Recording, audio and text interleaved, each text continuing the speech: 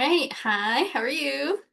I'm good. How are you? I'm good. It's been a very busy, weird month. I feel like I say that every month, but this month for sure. This one has been exceptionally weird. Like, I feel like every month I'm like, this month cannot get busier or weirder than last month. And then it does. And I kick myself for saying that. I think, do not say that about this month because the next one will be worse then. But at the same time, this one has been exceptionally off. Mm-hmm. Mm-hmm. Yeah, there's been a lot going on for both of us. Yes. I know, like, we've also planned so many times to record and so many things have happened, but like, I was in the hospital earlier this month. My apartment got hit by three separate tornadoes this month. Like, I'm just sitting here going, I don't know how much more I can do. Yeah, Yeah. it's Kind of throws things off. it's a lot. Like it's too many things. Yeah, Somehow we're still here. So, still here. Still consuming media, which I'm going, I don't know how I've had the brain capacity to consume anything, mhm. but I have somehow. I know this is true. It's like I don't know how. I think honestly, I think the very little bits of media I'm still consuming is what's keeping me going at this point. Honestly, though. Well, on that note, that means this is our wrap up. We're back again for another Yes. chat about what we've been watching, reading, listening to. Yes. Um, do you want to start? Do you have your first one, or do you want me to start? I have mine. Do you want to start? Because I have a feeling I'm going to go way off the rails with my first one. Okay, I'll just start because it's like my biggest obsession, and you obviously know what it is because it's like I do. 90% of our conversations now. And that's Hrtz.wav debuted their first album, The First Wave, which obviously I'm obsessed with because if you watched any of these other wrap-ups, you know I watched Steel Heart Club, which is where all the members came from, and this is the band that came out of it, and I'm just I don't even know. I'm like over the moon watching all of their content. Like I love them so much. They're so cute. They're like my little children. Yes. That's the thing is I feel like there are so many people who, when you're talking about your bias in a group or you're talking about what groups you stand, there's a lot of people who are like, oh, you like that group that has like younger members. I'm like, I'm sorry, are you only standing groups you're attracted to? Because I'm just like, these are my children. I must protect them. I love them. Yes, They're my babies. exactly. And that's literally how we talk about it. Like in our DMs, I'm like just sending you pictures like, oh, the babies. Oh, they're so cute. Look at that. Like it's literally they're my children. You're like, Like look at my toddler. What is he doing? like I don't know, I'm so happy. The album is so good. Like all the songs are amazing. I think like I saw some very I guess valid criticism that like it's very like safe, right? Mhm. But at the same time, like it's their debut. They literally had 4 months to make it. Yeah, I was shocked it was so quick. Yeah, 4 months. So obviously like they didn't write all the songs. They didn't like do everything themselves. But I think for a debut, it's good because you want people to get into them that weren't just fans of the show. And I think it was smart to make them very palatable in the beginning. Yes. But hopefully they go to a little bit of harder rock because we know all the members enjoy that. So I'm like, just squeeze over a little bit to the dark side. Nudge a little bit more over to your real thing. I felt the same way though about like Kickflip's debut. The first album was good, but it was safe. And then when I got to the second album, it was like, oh, okay, you found a lot of your own rhythm, you found a lot of your own sound, and it was less safe, but still in line with what I would expect from them. Mm-hmm. And that was, I mean, that and To Us were like some of the first groups that I got into that weren't existing groups, like they were groups that I got into on debut. Mm-hmm.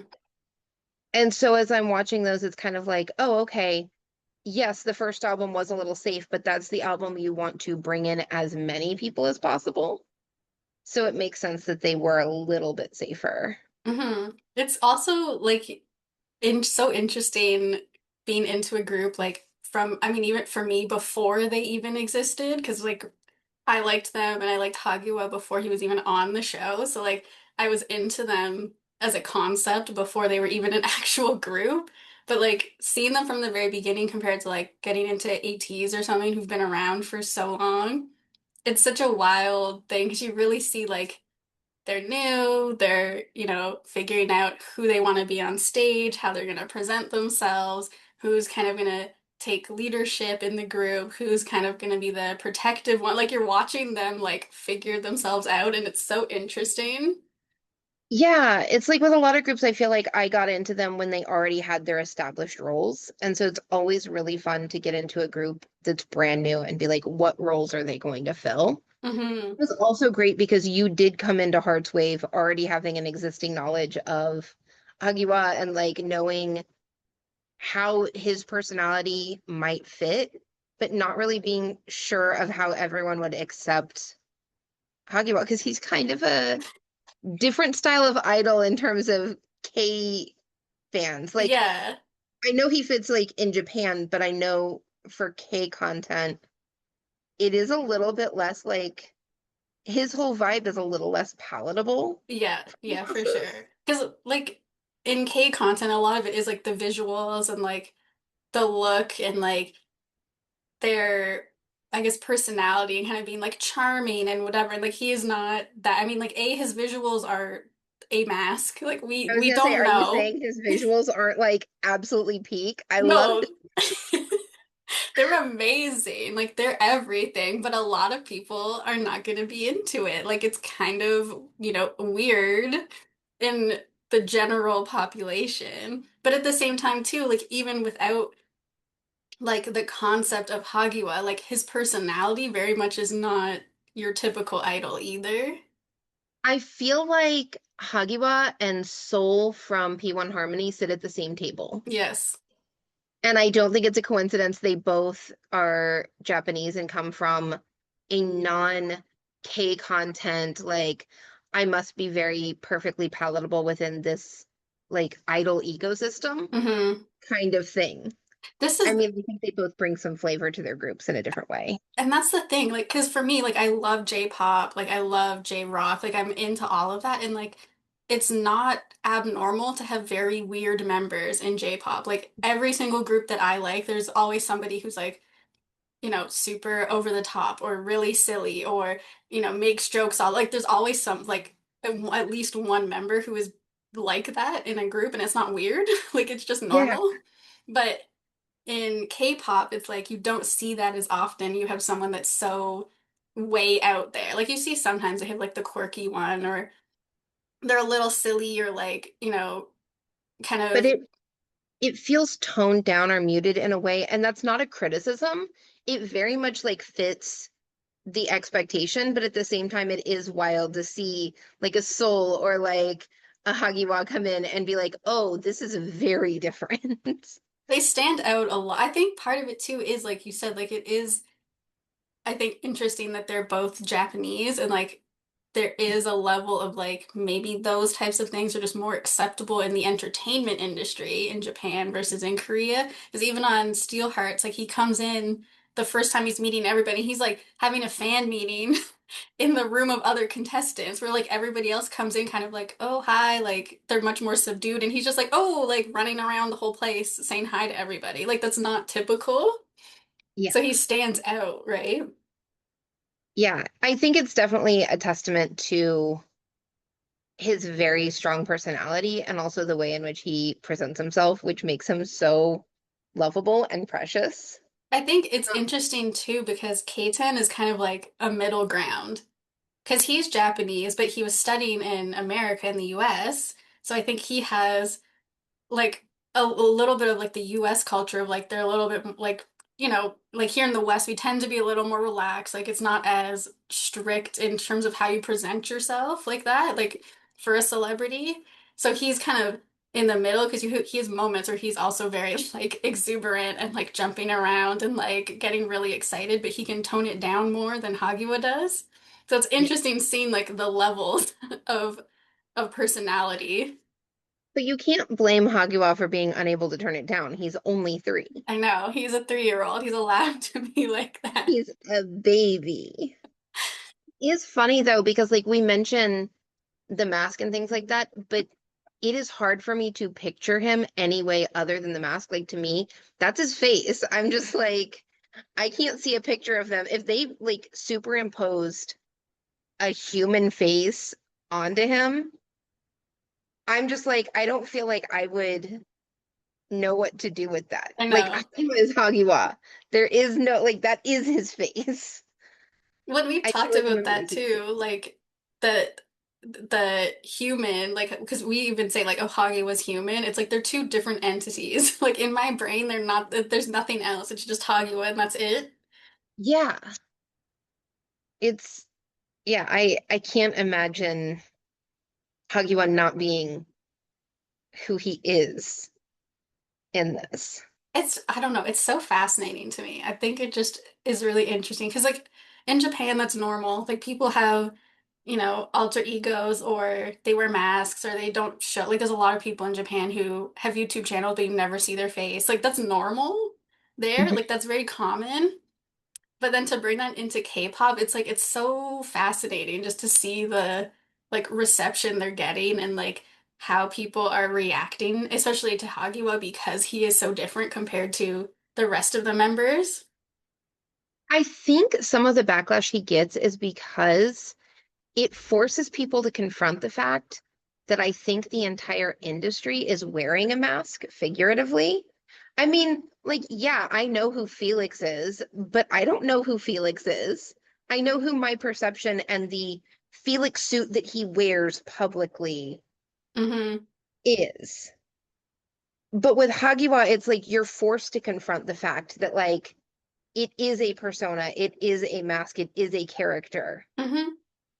But it's no different than any other idol in the industry where you have, I mean, people will be stunned that this idol said a curse word or this idol might have kissed someone or had a cigarette. And it's like, you don't know them.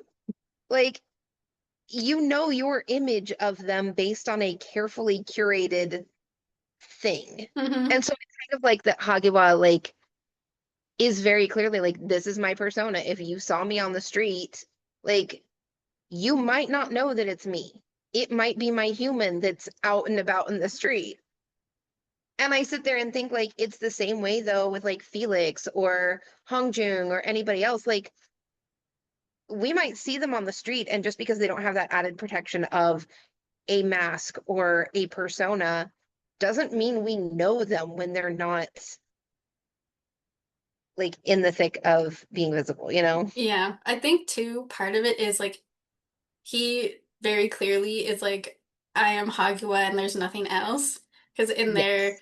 debut showcase, some reporters kind of ask questions about like, oh, this isn't normal. Like, how's the general population going to handle this? Like, you're wearing a mask and you use a voice changer. Like, how are people going to use, like, are you ever going to tell us who you are? And he's very much like, I am Hagua. I was born in Hagua world. I am 3 years old. Like, I hope you can accept me. Like, he's like, there was Yeah. nothing. I'm not acknowledging your question at all. Like, this is what I am. You need to just accept it. Yeah. And like, what do you mean reveal my voice? This is my voice. You've heard my voice. Yeah. Like, what do you mean reveal my face? This is my face. You've seen it. Like, I don't know Yep. what you're talking about. And I love that. And I like that his company seems to be so far very supportive. I don't know if that's a contractual thing or just a basic human decency thing, but I'm glad to see it.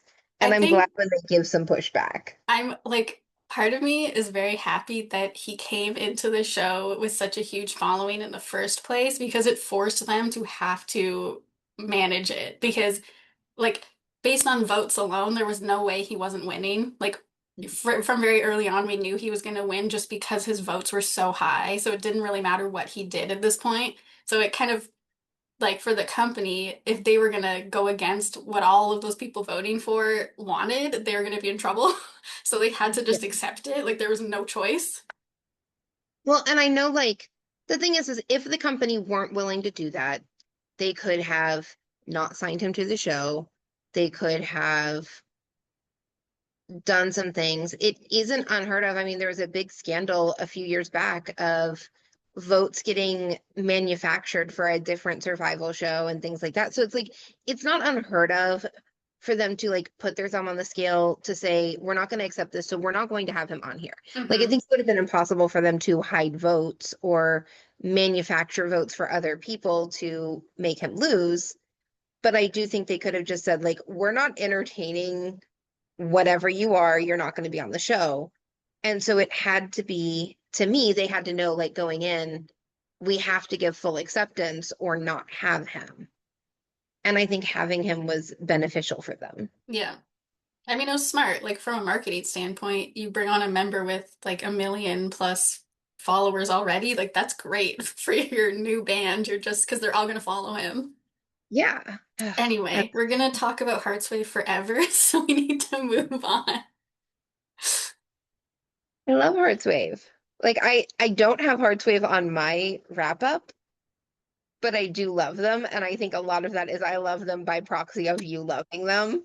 And I'm like, okay, this is your group. I also stand them. Hmm. But I Yeah. like talking about also before Steelhearts, so you know. Um, I was going to follow that with also going with a music thing, but I think I'm going to follow it instead with going with a hyperfixation thing. Because I have similarly been very hyperfixated on something that I can't seem to stop bringing up, and that's Project Hail Mary. Um, I read the book earlier this year, and then I saw the movie, which as I was reading the book, I had no idea that there was a movie coming out for it. I had just borrowed the book from the library because I got a good recommendation for it. I was like, I'm going to read this. This is good. And I went to go see, I think it was when I went to go see the Rose documentary. I was sitting there and all of a sudden the beginning of this trailer plays and I'm like, oh my God, I know what this is. They're making a movie. And it's like, well, obviously they're like, the movie's done. I don't know what rock I was hiding under. Um, I love the movie. I actually ended up getting a hemiplegic migraine seeing the movie and had to go to the emergency room. And I would still say it was worth the pain and having to go to the emergency room. It was that good. If I weren't medically banned from seeing movies, I would have seen it 4 or 5 more times already. Um, but in short, a man wakes up in space and he has no idea why he's there or how he got there, but he slowly pieces together what's happening through these flashbacks of his life on Earth, where he figures out that the sun is dying and he is the only hope. His crewmates have died, he's the only one alive, and he's got to figure this out somehow.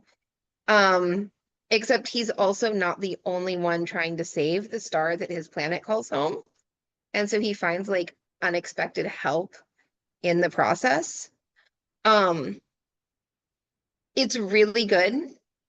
It very much reads like if you are the type of person who is thinking like, oh, I don't want to read this, like I mostly read queer books or I mostly read I am an Arrow Ace Grace truther, and I firmly believe that this is an Arrow Ace man and that this is one of the best like depictions of queer platonic partnership that I've ever seen ever in books, in movies. Like, this is the piece of media that helped me explain what queer platonic partnership is to a friend of mine who's like, I don't understand the difference between that and having a best friend. I don't understand the difference between that and like a relationship. I don't get it.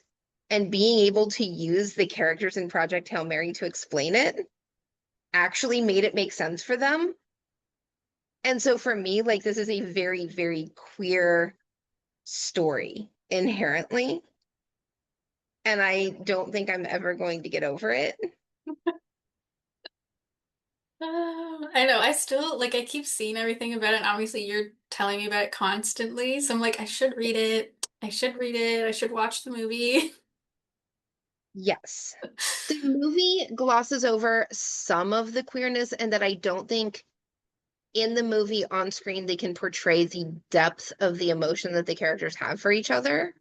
Um, because there is just this intense thing of like, you are the person that I am in this with 100%, no matter what. Mm, Um, and I think it's also kind of hard for people to sometimes grasp because one of the characters does have a partner. And so it's like, oh, there is the fact that like this person has a partner, but their queer platonic partner is not their romantic partner. Um, but you also have to look outside of like human construct in yeah. some ways to be like, we view a partner as this specific set of rules, and this exists outside of that. Um, I would not say that the book is better than the movie. I think it's very much a Holes situation. Like if you've read or watched the movie Holes or the book Holes, it's one of those things where both of them stand on their own very well as excellent pieces of media, and you can enjoy both of them without the other, but having the other enhances your enjoyment of it, I think. I Hmm. don't think it's one of those where it's like, oh, well, the book was obviously better. Oh, well, the movie was obviously better. It's just like both are really, really good on their own, and I love Yeah. them so much. Oh gosh. I will get to it one day. I Yeah. promise. I'm gonna keep talking about it, whether you do or don't. It's And so true. it probably helps to have gotten to it at some point because I'm going to keep bugging you about it. It's true. Not even in the like, oh, you have to read it kind of way. Like, I'm going to keep bugging you until you read it or until you watch it kind of way. It's more of the like, I can't get this thing out of my head and I have overflowing thoughts, and you're just going to be the person who has to deal with the overflowing thoughts I because mean, there's nowhere else to put them. I do the exact same thing to you with Hrtz.wav, so it's fine. Like I Love just it. send you all the things, whether you watch them or not. I'm like, oh my God. I do watch them all. I don't always respond to them all. I do watch them all. I love Hagiwa. I love Heartswave. I love those precious babies. I just don't always reply because executive function. Yeah, exactly. Okay, moving on to some other, not babies, but people that we specifically like and watched a show just because they existed in said show. And that's Love is Like a Bike, which honestly, I was just watching because Ta and Us from Kin Porsche were in it, and I needed to see them in something else. And the fact that they were a couple was like, hello, I'm intrigued. So it's essentially a story about we follow three brothers, and their mom runs a like cafe slash bike repair store, and they all bike, like biking is their thing, like they all go cycling. But they all have their own issues. Like all the brothers have their own things going on, and we're following their relationships, and they're all dysfunctional in their own way, honestly.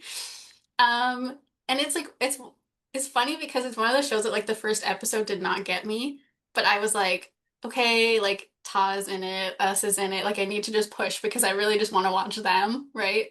And then all of a sudden I was like, oh my gosh, I'm so into this and I need to know what happens next. Like, like I don't know what happened, but all of a sudden the plot, like, and this is the thing, it's like a low budget show.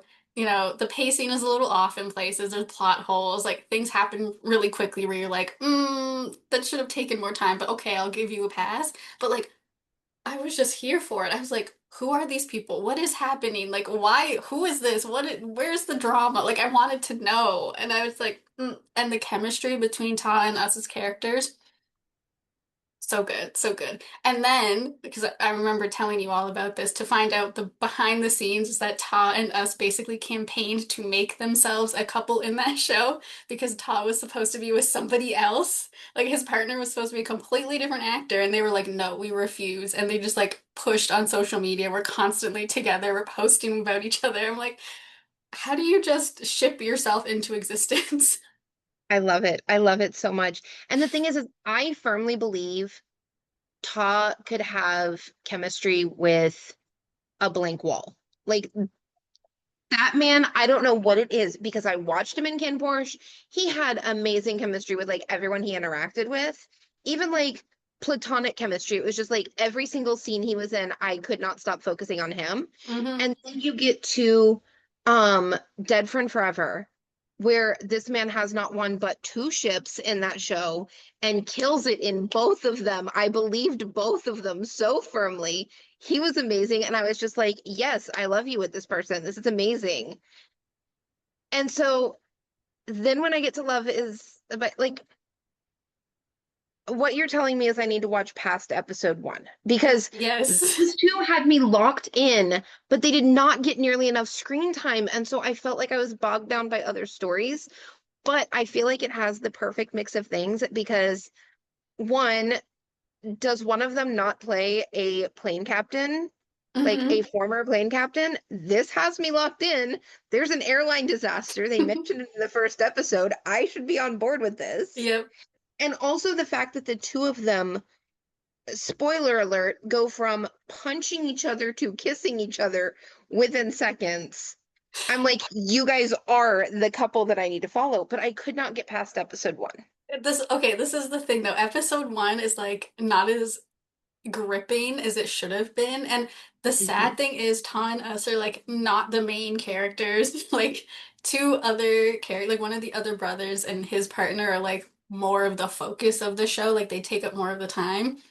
But it is so worth it just for them. Just to see them punching and kissing because that is the majority of what they do.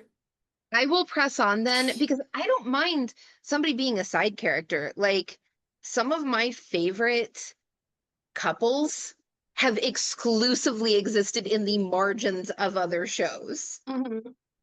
So I will watch it for those two and deal with other couples that I like less. I think I just was turned off by the couple that I think is the main storyline Hmm. for things that I'm like, ooh, I don't like this. It gets better, I From what you're telling promise. me, it does get better. Like, cause I we had the same feeling because Yeah. the main couple is this guy who is very touch averse because of like some trauma, and he meets a psychiatrist. I think he's a psychiatrist.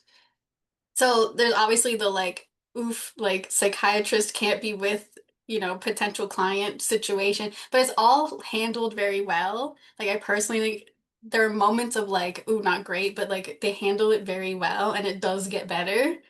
But I Yeah. really was just watching for Tanas and like they dysfunctional to the end and I loved it. Yeah. I also don't know why that's the sticking point for me because I've read 10 count and or like a good chunk of 10 count so far. And that is literally a client with OCD gets exposure therapy from a therapist who they're also in a relationship. And he's like, well, I'm not going to be your therapist. But he's literally doing exposure therapy on him while not being his therapist because they're attracted to each other. Right. So I don't know why that was the sticking point for me. It was just like, I think I just didn't click with them. They get better, I But promise. I promise.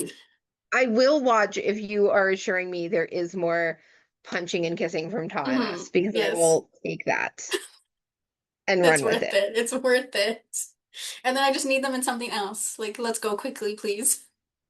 Main characters, Ta and Us, please, like give them main couple spot. Hmm.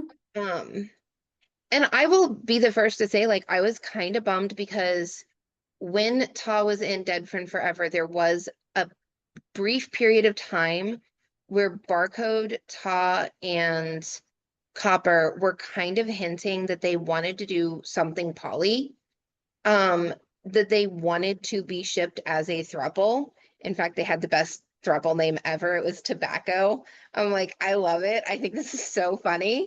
But then Copper went to study abroad, and they're like, oh, maybe we'll work together again someday. Like, he'll come back, he'll be back in the industry. But like, everyone consistently wanted Todd to continue getting work.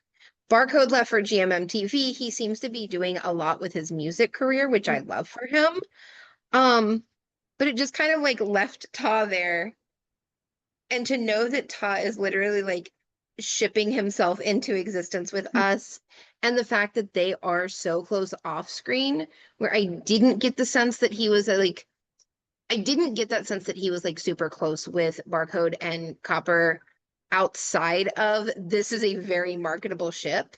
Whereas like Ta and us seem very genuinely supportive of each other, genuinely like proud of each other and things that they do, I think definitely changes the dynamic a lot in a way that Hmm. I'm like, yes, please work together again. Yes. Um, my next one is also a show, but unlike Love is a Bike, it is a series of vignettes. It's one that you don't actually have to watch the whole show to have watched it. It's Kiss Kiss SXX. And despite the like very risque title, so far in what I've seen, there is no actual SXX that they are referring to. It's very wholesome, it's very sweet. Um, this is a series of shorts from Strongberry. And despite their very questionable choice recently to make an AI series, this is not the AI series. This is human, and it's why I've gotten so invested. These are Korean shorts that are between 8 and 20 minutes long, and there's like 8 of them. And you think, okay, in 8 minutes, are you going to have enough time to tell a complete story? They do, and they do it very well. Um, so far, I've watched a few of them, and my favorites are the plant episode, which is the first one they released, and also the Folding You episode, which is following the Folding You episode follows a boy who sees someone on campus who is starting an origami club and is like, yes, I do know everything about origami. I can totally do those advanced folding techniques despite never having done origami before. Because it's very clear that this probably autistic person is obsessed with origami. And so he has to be like, I will do whatever it takes to be in your orbit. Um, the two episodes that are my favorite are very neurodivergent coded as it is, which I love. And they don't rely heavily. Like, I think a lot of people were critiquing the fact that it's like, oh, it feels so awkward. Oh, it feels like there's not enough of a kiss or enough of a romantic payoff. And I'm just like, that's okay. This is wonderful. I love it so much. Um, and and so I really like that. I think that's why I'm obsessed with them, is because they feel very neurodivergent in addition to being so queer, which feels like a theme in a lot of what Strongberry's produced, because I also feel like Choco Milkshake felt very neurodivergent coded in a lot of Hmm. ways, and that was also Strongberry. That is true. I've seen the like thumbnails for those, and I'm always like, oh, interesting. Like sometimes I like a little short, quick thing, but I haven't watched them yet, so I need to give them a go. I really like them because there is literally no commitment. I can sit down and watch this 8 minute thing, and I'm not waiting for the next episode for a continuation of the story. Like, that 8 minutes is their entire story from Hmm. meeting to payoff, basically, of them clearly being okay together and happy ending. And I'm just like, that's what I need sometimes. I need something that's no stakes, no commitment. My brain just isn't here, but I want to watch something cute and queer. Yeah. And this works well for that. Yeah, sometimes you need that. You just need cute. My next one is not cute Okay. in the sense. And that is Love Life in Smoky Blue, which I'm like I'm obsessed with. I'm obsessed. We're essentially following like these two older men. Um, both were in kind of corporate jobs and left for different reasons, and they hadn't seen each other in like I think it's been like 8 years or something like that. And they kind of accidentally like meet again one night, and then one of them is a translator and kind of hires the other guy to help him out with translation. So now they're like back in each other's lives and just like existing. Um, I don't know. It's one of those Japanese shows with older characters that like is so like quiet, but is saying so much at the same time that it like oh, there's so many things that like it's cute, it's sweet, but it's also really sad and like melancholy, and it's talking about like grief and burnout and like what do you want to do with your life and like all these different things. I'm like, I love it. I love it so much.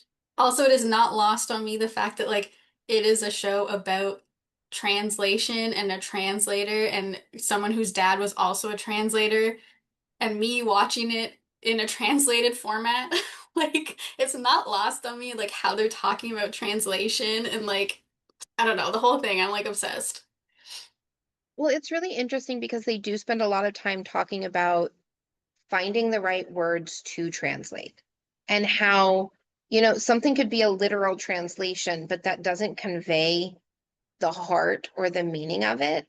And I think that connects with me on the level of the person who will read the translation notes in the back of a manga because I want to know what context I might be missing. Or or the person who like gets fed up with some of the AI subtitling and things like that because it feels like we're missing things. Whereas if you watch something that's translated by a team of people, a lot of times they'll leave a note that it's like this word might literally mean brother, but the way they're using it is more like daddy. Like it's things like that where it's like Hmm. I feel like I wouldn't have the nuance that I do about the translated shows that I watch or the translated books that I read if it weren't for that nuance being included. And so I do feel like in many ways this is a love letter to that nuance existing. But it's definitely been harder for me to watch because I think it's definitely making me confront some emotions and grief and things that I'm not quite ready to Yeah. confront. And so Like I'm just sitting there in it. I literally remember watching one episode and one of the characters kind of talking about like why he left his job, why he quit. Because like, there's the assumption of like he was gonna stay there forever and just keep doing that job and he quit and like talking about like his burnout and how he felt like he just couldn't do it anymore and like couldn't. And I'm like, I remember messaging you be like, oh no, we're talking about burnout and depression. Oh no, I did not sign up for this. Like, wait a minute. I came for the old man Yowie. I did not come to be attacked in my own home. Thank you. Literally. I'm like, oh gosh. Ooh, ooh, especially given like things that are going on in like my life personally and watching that show, I'm like, this is I did not sign up for this to be hitting so close to home. Yes. It is definitely a lot emotionally, which I think is why I'm a little bit behind on it, just because it's like I have to mentally prepare before I sit down and watch it. Hmm. Um, but it's also worth the hard emotional payoff that comes with it. Yeah, like it's not the most heartbreaking show I've ever seen because we know we have watched worse. But at the same time, it's not like light and fun in every moment. So you're like it feels very real because it's like real life isn't always light and fun, but it's not always like sad and painful either. So it's like that weird balance that just exists in normal life of like within a day you can be up and down a number of times and you're just watching them experience all of that and what that looks like. Yes. I also love the fact that it is older protagonists. As someone who is an older queer person, I'm like, yes, please Yeah, I think they're give me like more. 38, like somewhere around there, and I'm like, yes, yes. Yeah. I'm like, this is good. I mean, I love to watch like a cute high school coming of age romance. I love all of that, especially because to some degree I live vicariously through those coming of age shows because I didn't really figure myself out until I was much older or figure out Hmm. my queerness until I was older. And so I love to see people who figure it out when they're 15. That's so great. I love that for them. But as someone who is older, it's nice to see people who are closer to my age represented on the screen and to be like, oh, these people are also valid. These people also deserve their own story and their own place. And it seems like so often we relegate anyone who's over like 25, 30 to being the side character or being a side plot in most forms of media, not just in BL or anything, but it's like seeing people who are older just makes me feel like, oh yeah, I do still have time to have my own space or my own story, or I fit into the context of being valid as a story on my own. Hmm. I like that. It's good if you can handle the emotions. Yes. Speaking of handling emotions, my next pick is BTS's discography, and I know this doesn't sound like a I must handle my emotions kind of pick, but lately I have not been able to stop ugly crying every single time I see any recording of Body to Body, especially when it's the section of the traditional Korean folk song Arirang. So one thing that's been a trend lately online is BTS fans showing their Korean family members, their Korean grandmothers, their Korean mothers, this section of the song and watching their reaction and their emotion to the song. Um, which if you're not familiar with Arirang, which is the title of the album, but also is this traditional folk song, this was a banned song and a Korean in general was banned during the Japanese occupation. And so this song was something that was used in some ways as a form of protest, in some ways as a form of connection, as some ways as a way to say, like, I miss you and I see you as a Korean from a Korean kind of thing. And for them to be incorporating this after their 2 year time off and time away for their military service, it felt like they came back with, we've been separated, but we were still here and we're still ready to connect with you. But also to see, gosh, I'm getting emotional just thinking about it.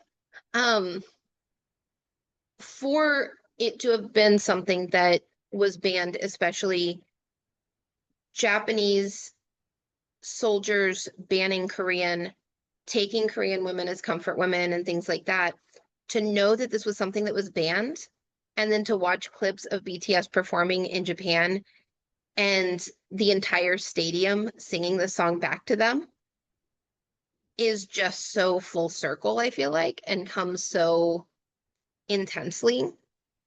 Um, and I will say, like, in general, it's gotten me into listening to a lot of BTS. It's not just that song, it's not just that moment. Um, and I know a lot of people were like, this album doesn't feel like the BTS that I listen to.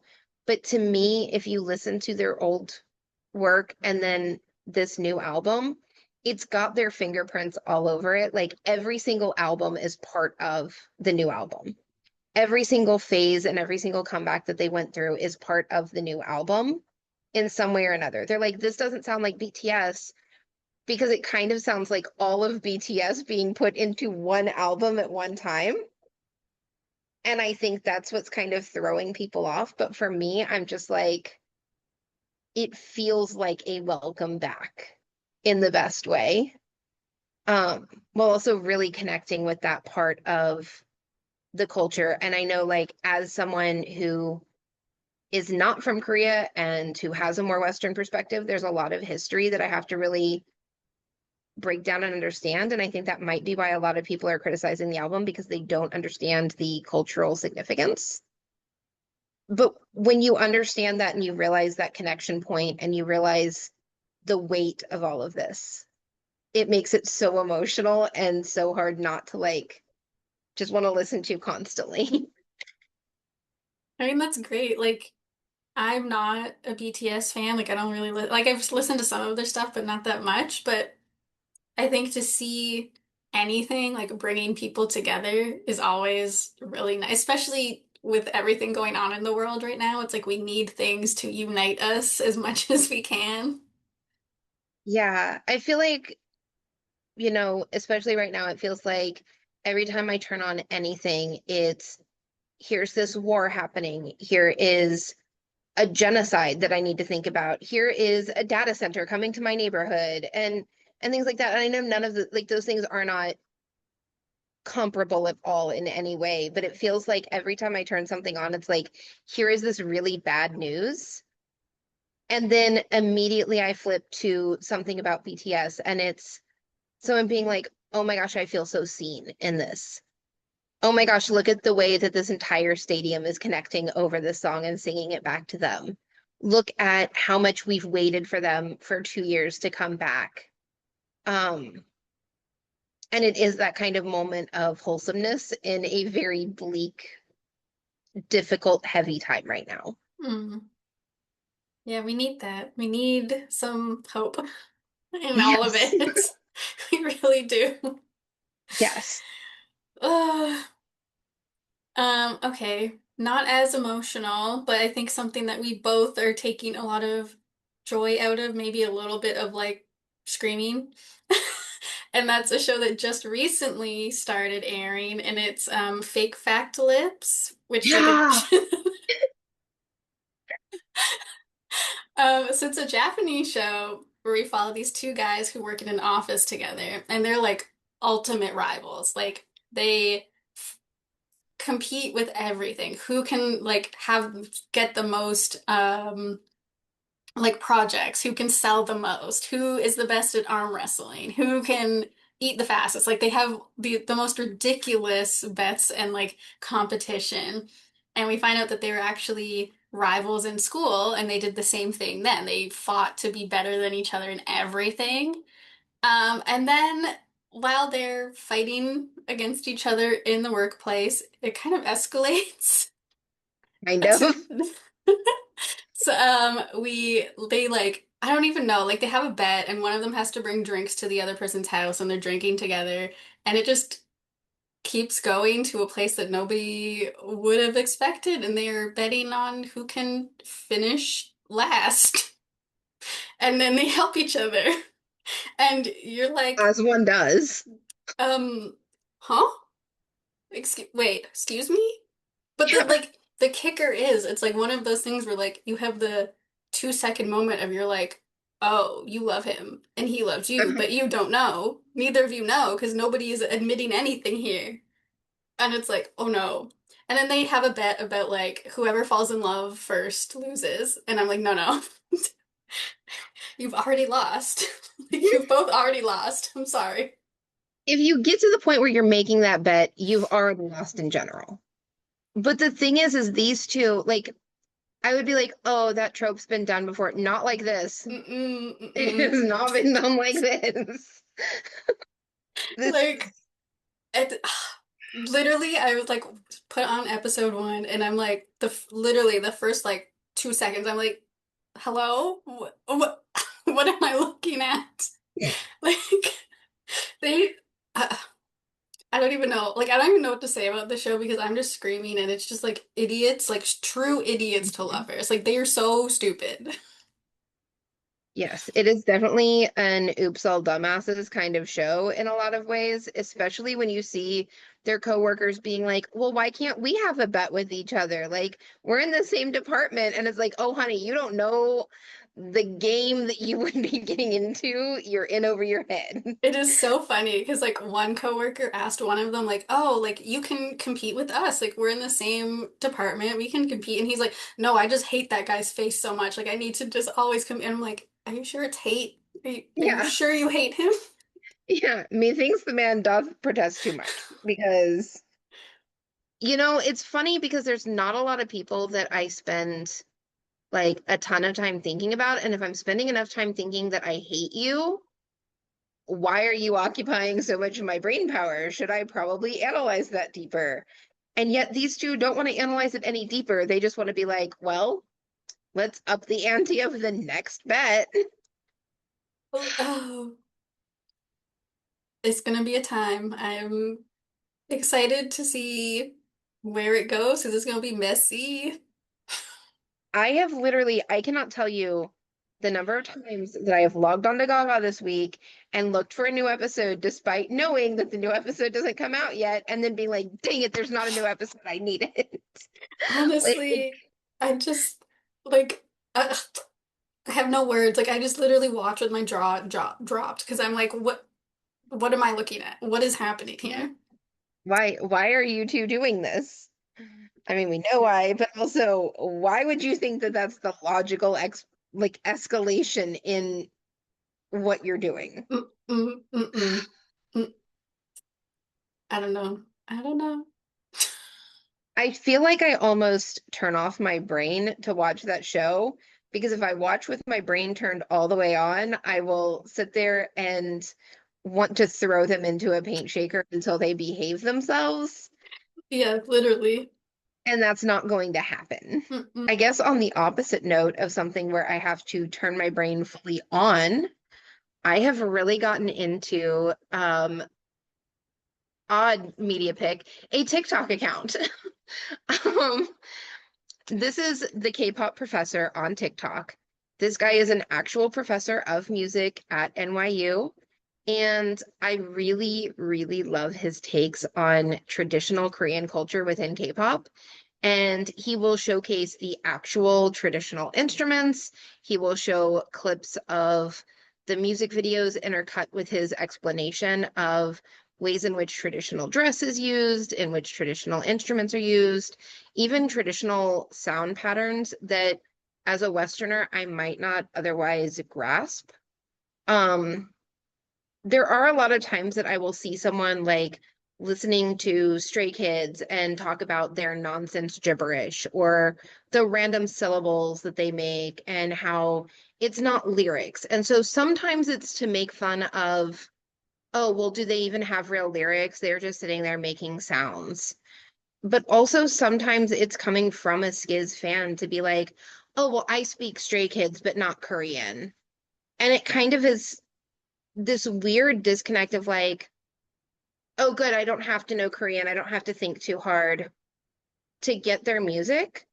But what the K-pop professor does is he takes different songs from Stray Kids, from August D, from BTS, and he will break them down and say, hey, those random syllables that they're saying, that's actually a really traditional Korean like rhythm that is used in this like several centuries ago art form or in this drum technique or the way that Changbin is rapping here is related to pansori, which is a traditional Korean theatrical one-man show basically.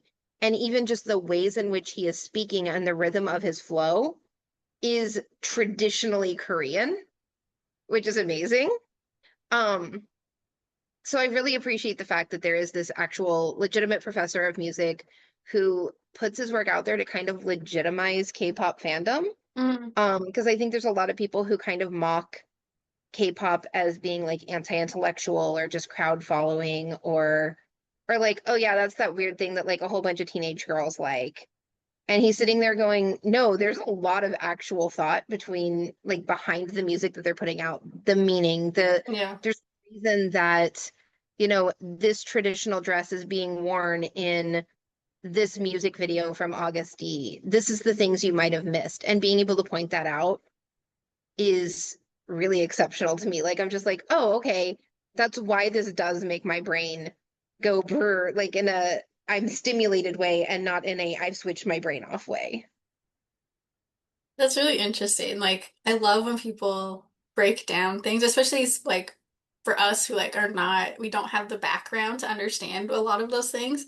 So I love people that like break down the nuance behind it or, the meaning of this or the historical context. Like, I love a history discussion, so like that's always interesting.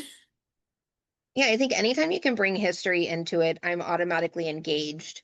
But I also think the fact that, like, yes, as a Westerner, I don't have the background to understand that when they're saying these syllables, that this is something that is traditional and not just some random noise that they're making.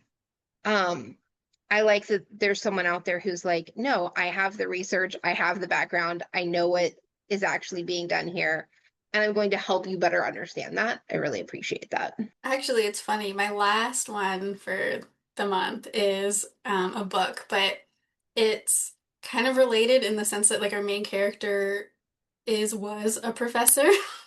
Um, so it's after the disabled god of war became my concubine.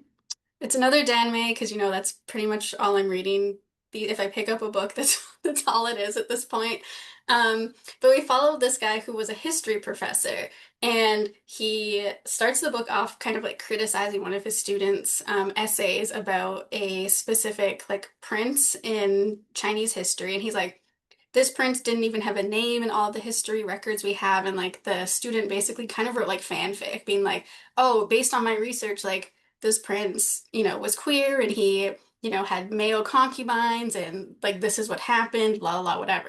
And the professor's kind of like, this is all stupid. Like I'm just gonna write him back that he needs to redo this entire like essay. Like this is all fake, right? And then, of course, he wakes up somewhere in the past and he doesn't know who he is. And lo and behold, he is the prince that was written about in that essay. And now he has to live the history that he said wasn't real. Because we know I love a transmigration story, so I was already down for it. But it's like interesting because the prince, like, as far as the professor knows, he doesn't know anything about this prince. Like, he didn't exist in the history. There's no name, there was no nothing. So now he's just trying to like wade through the culture and history of it all. And he gets gifted a essentially prisoner of war as a bride and has to navigate that situation.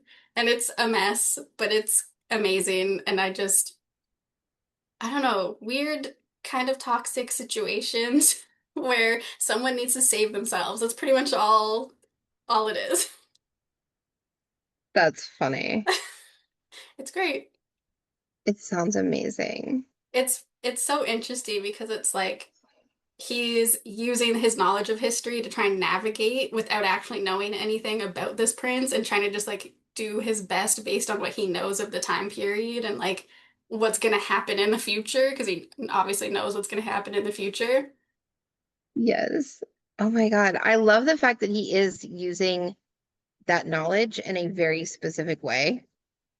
Yeah, because he's like, this is the exact part of Chinese history that he studied. So like he knows everything. Like he knows all the other players. He knows what's gonna happen in the next 3 years. Like he knows everything because it's in a point in the empire where like it's starting to fall and someone else is going to take over. So he knows what's coming. Like he knows what's going to happen to him, like the person that he is now, but also to the like empire as it is. Like he knows everything. So he's like trying to subtly change like the future because he knows what's happening, but he's also like, well, I'm gonna die anyway, so it doesn't matter because his character, like the character he is supposed to die in like 3 years or something, right? So he's like, it doesn't really matter what I do. I just want to make like the future better for these other people or whatever.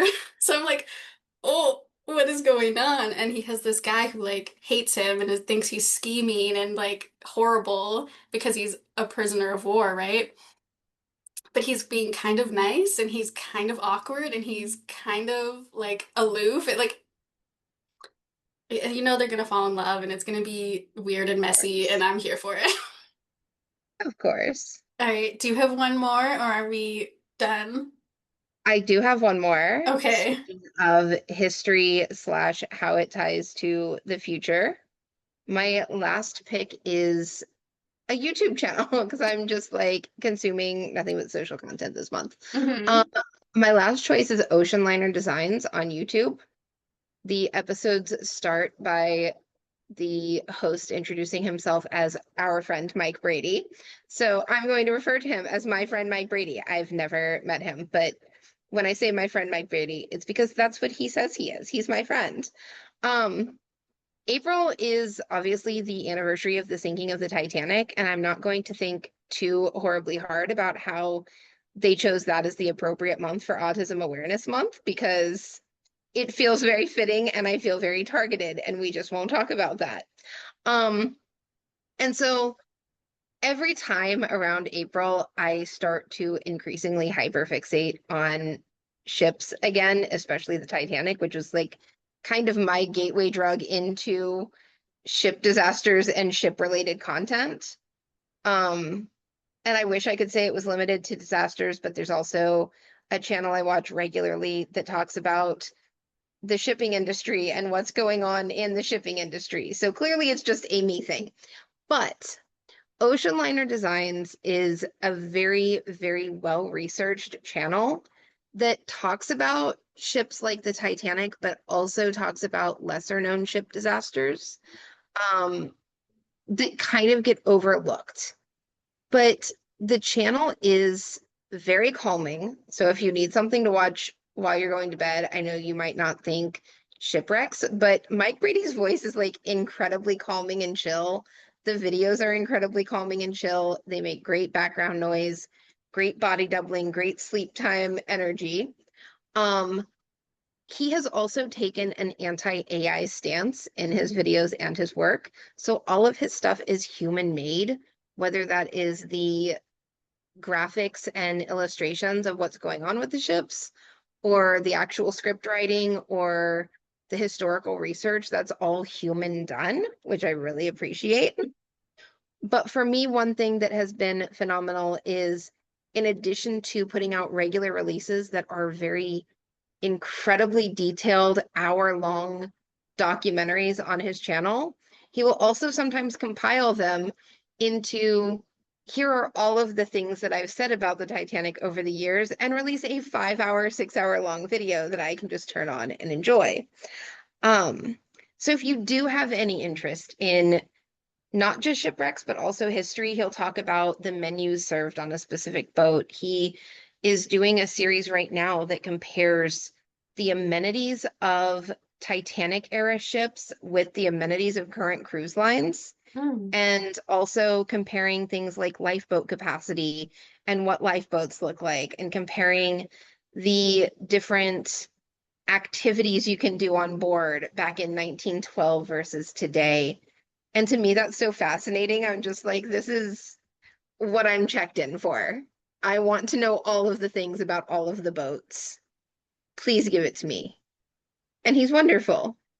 So it's not necessarily a particularly queer pick or a particularly um on brand pick, but I also really want to say that if you are autistic enough to enjoy the other things that we talk about, you probably will also enjoy this channel. I mean, you're saying that to me, who is on like my probably sixth or seventh rewatch of Puppet History because like weird history things. So like Yes. uh, intrigued. Weird history things. I'm into it. Yeah, I love it. I love the fact that he will debunk a lot of the myths and conspiracy theories that people put out there around different ships. I love that he includes as much information as possible. There are a lot of weird things that happen in terms of shipping and shipping disasters. And I think it's cool to hear those stories get told. But I do also love puppet history very greatly. So I feel like there's a strong overlap between the audiences, probably. We just like history things. Yeah, That doesn't mean anything. not at all. Has No, nothing to do with my neurodivergence. no, nothing at all. Mm-mm. I feel like the same people who are spicy enough to enjoy 3-year-old masked gremlins in K-pop bands are also neurodivergent enough to enjoy the K-pop professor on TikTok or ocean liner designs or something like that. So, You're specifically calling me out. well, in fairness, I'm calling us both out. I'm just saying I think the Venn diagram is more of a circle in a lot of ways. Yeah, it's mostly a circle. Maybe very tiny slivers on the Yeah. sides. Slight area where there's no overlap, but mostly overlapping. Yeah. Mm-hmm. Yeah. Well, I think that was all of our fixations in this very strange month that we had. Yes. I do like that in a month that has been particularly tense for us both, we have decided to rely very heavily on hyperfixation specifically. It seems like you can definitely see where we seek our comfort. Yeah. Because a Every lot of day, months we're like, look at the new shiny, and this time we're like, and here's this thing I've been sinking 400 hours of my life into. literally every day updates of, oh, Hoggy one new picture. Oh, look, he changed his sweater. Oh, new hat. I'm sorry. Yeah, I love the hat. that's my life now. The hat's so floppy when he drums, it makes me happy. Oh, and the fact that he chose it, I'm sorry. Like, I just, because at first I was like, oh, I miss his old hat. But then he was like, in a video, I asked them to make it like this and they did, and it makes me happy. And I was like, okay, I'm sold. That's all I need Yeah, to know. it's a great hat. You're happy, I'm happy. Plus the floppy when he plays, mm, primo. It's so like it feels very aesthetically and visually stimmy in Yes. the best way. Yeah. Yeah. I love it. Yeah, he really bangs his head around way more than he needs to, but we love it. He loves it. That's all that matters. If I had floppy ears, I would also bang my head more than needed. Okay, tell us what you're watching or reading or obsessed with, or I don't know, what weird history things do you like? Like, just tell us whatever in the comments. Yeah. We're always interested. Yes. And, this is a great way to round out Awareness Month by sharing our hyperfixations and being like, hey, so share your hyperfixations because I have a feeling that our audience is also very much neurodivergent also. Well, if you could listen to us talk this long about our hyperfixations, yeah, I'm sorry. Yeah. Not to diagnose, I can't diagnose, but also I suspect you might want to talk to someone. Anyways, yeah, let us know what you're into, what you're fixated on right now, what you're reading or watching, or what we should watch. Give us some history recommendations, and we'll see you in the next one.